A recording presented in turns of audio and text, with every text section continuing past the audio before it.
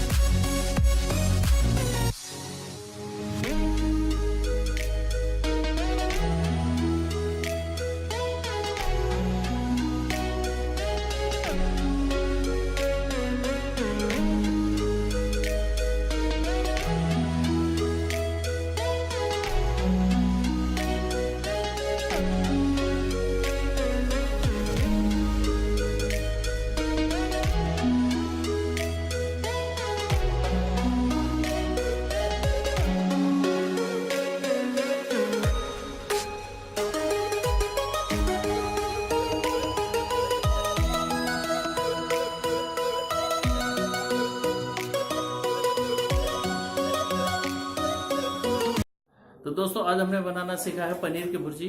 अगर आपको मेरी रेसिपी पसंद आए तो आप लाइक करिए, कमेंट्स करिए और सब्सक्राइब करना ना भूलें। और जल्द मिलते हैं नई रेसिपी के साथ में। नमस्कार।